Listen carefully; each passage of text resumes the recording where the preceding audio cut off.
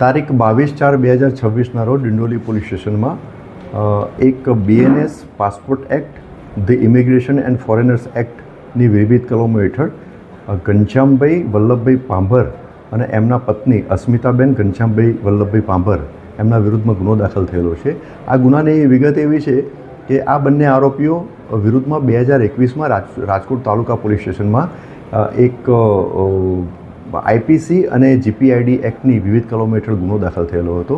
આ ગુનાની તપાસના કામે જ્યારે જામીન મેળવવા નામદાર હાઈકોર્ટમાં બંને આરોપીઓ ગયા ત્યારે એમને ત્યાંથી જામીન મળેલા હતા અને જામીનમાં જે શરતો હતી એ શરતો પૈકીની 2 શરતો એવી હતી કે એ ટ્રાયલ કોર્ટની મંજૂરી વગર એ વિદેશ પ્રવાસ કરશે નહીં, એટલે કે ભારત દેશ છોડશે નહીં.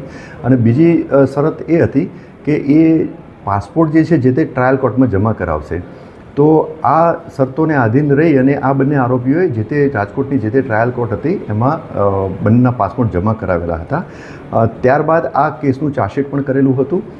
ત્યારબાદ આ જે રાજકોટ તાલુકા પોલીસ સ્ટેશનનો જે ગુનો જે છે એમાં એક વિક્ટિમ જે છે એને એવી હકીકત મળેલી હતી કે રાજકોટ ટ્રાયલ કોર્ટમાં બંનેના પાસપોર્ટ જમા કરાયા છતાં પણ આ બંને આરોપીઓએ વિદેશ પ્રવાસ કરેલો હતો અને એમને ખોટી રીતે બીજો પાસપોર્ટ મેળવેલો હતો. આ હકીકત આધારે જે તે વખતે રાજકોટ પોલીસમાં એમને અરજી કરેલી હતી અને અરજીના કામે અમુક વિગતો એમને મળેલી હતી.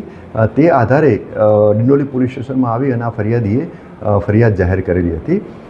ફરિયાદ દાખલ થયા પછી આ બંને આરોપીની તપાસ કરતાં મળી આવેલા હતા. જે તપાસના કામે પૂરતા પુરાવા એકત્રિત થતાં બંને આરોપીની ધરપકડ કરવામાં આવેલી હતી. બંને આરોપીઓ પાસેથી જે બીજી વખત જે પાસપોર્ટ બનાવેલો હતો એ પણ તપાસના કામે કબજે કરવામાં આવેલો હતો.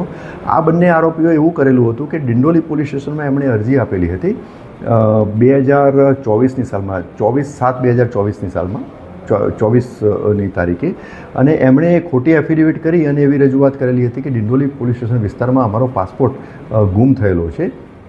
જે આધારે એમને ત્યાં ડિંડોલી પોલીસ સ્ટેશનમાંથી પ્રમાણપત્ર તપાસ કરીને આપવામાં આવેલું હતું અને એ આધારે રિજિયોનલ પાસપોર્ટ ઓફિસ સુરત ખાતેથી એમને બીજો પાસપોર્ટ મેળવેલો હતો અને એ પાસપોર્ટ આધારે એમને વિદેશ પ્રવાસ કરેલો હતો.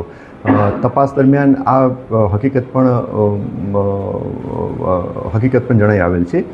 તદુપરાંત આ બંને આરોપીઓ પૈકી જે ઘનશ્યામભાઈ વલ્લભભાઈ પાંભરના વિરુદ્ધમાં ગુનાહિત ઇતિહાસ છે, એટલે કે તેમના વિરુદ્ધમાં 5 અલગ અલગ ગુનાઓ દાખલ થયેલા છે, જેમાં Rajkot taluka police station, Rajkot B division police station, Rajkot ગ્રામ્યના લોધિકા પોલીસ સ્ટેશન, સુરત ગ્રામ્યના કામરેજ પોલીસ સ્ટેશન અને પૂણા પોલીસ સ્ટેશન, સુરત શહેરના પૂણા પોલીસ સ્ટેશન.